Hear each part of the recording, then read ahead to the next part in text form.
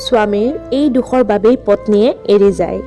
সম্পৰ্কত কেতিয়াবা বেয়া সময় আহে, কেতিয়াবা ভাল সময়বোৰ সম্পৰ্কৰ মধুৰ স্মৃতিৰে পাৰ হৈ যায়। গতিকে আপুনি আপোনাৰ সংগীৰ সৈতে যি বিচাৰে তাকে কৰিব নোৱাৰে। কাৰণ বহু সময়ত মানুহে অনুভৱ কৰে যে এজনে নিজৰ সংগীক পৰ্যাপ্ত সময় নিদিয়ে, সংগীৰ ভাল লগা পচন্দৰ কথা নাভাবে। এই ধাৰণাটোক লৈ আগবাঢ়ি যোৱাৰ সময়ত এটা সময়ত প্ৰেমৰ সম্পৰ্কটো ছিন্ন ভিন্ন হৈ পৰে। বহু পত্নীয়ে অভিযোগ কৰে যে স্বামীয়ে পৰ্যাপ্ত সময় নিদিয়ে, তেওঁৰ কথা নাভাবে। এটা সময়ত সম্পৰ্কটো তললৈ নামি আহিবলৈ ধৰে, কিন্তু তেতিয়া ইচ্ছা কৰিলেও ঘৈণীয়েকক ঘূৰাই আনিব নোৱাৰিব। গতিকে সময় থাকোঁতেই নিজকে সংশোধন কৰক। জানি থোৱা উচিত যে পতিৰ কি কামত পত্নীৰ মন বিষাক্ত হয়। এই প্ৰথা মহিলাসকলে বেছিকৈ অপচন্দ কৰে। কি প্ৰথা জানেনে? আপোনাৰ পত্নীয়ে এই ধৰণৰ প্ৰথা আটাইতকৈ বেছি অপচন্দ কৰে।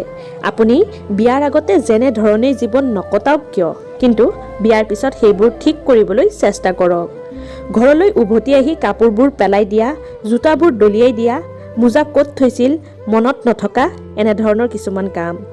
কিন্তু আপোনাৰ পত্নীয়ে এইবোৰ একেবাৰে ভাল নাপায়।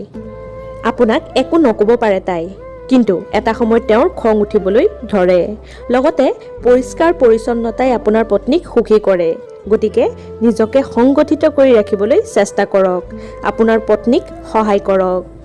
সিদ্ধান্ত লোৱাৰ আগতে পত্নীৰ লগত আলোচনা কৰাৰ প্ৰয়োজন আছেনে? চাওক, বিয়াৰ আগতে আপোনাৰ জীৱনটো বেলেগ আছিল। তেতিয়া আপুনি অবিবাহিত আছিল। গতিকে সকলো সিদ্ধান্ত আপুনি অকলেই ল'ব পাৰিছিল। বিয়াৰ পিছত আপোনাৰ জীৱনলৈ পত্নী আহে। তোমাৰ জীৱনত তেওঁৰ স্থান থাকিবই লাগিব।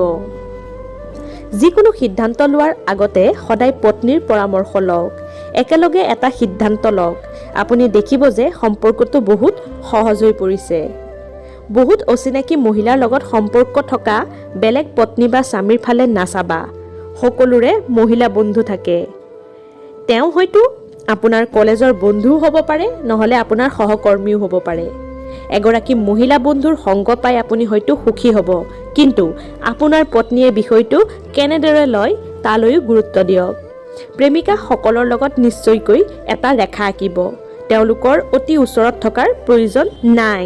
যদি কোনোবা গাৰ্লফ্ৰেণ্ডৰ আপোনাৰ বাবে কোনো দুৰ্বলতা আছে আৰু আপোনাৰ পত্নীয়ে সেই বিষয়ে জানে, তেন্তে তেওঁৰ সংগ এৰাই চলাই ভাল। তোমালোকৰ সম্পৰ্ক ঠিকেই থাকিব, অন্যথা বিষয়টোৱে আপোনাৰ পত্নীক আঘাত দিব পাৰে। কিন্তু যদি আপোনাৰ পত্নীৰ কোনো অতি পুৰণি বন্ধুৰ ওপৰত সন্দেহ আছে, তেন্তে তেওঁক বুজাই দিয়ক। তেতিয়াহে জীৱনটো সুকলমে আগুৱাই যাব। ধন্যবাদ। ভিডিঅ'টো ভাল পালে কমেণ্ট কৰি জনাব আৰু লাইক এটাও কৰি দিব।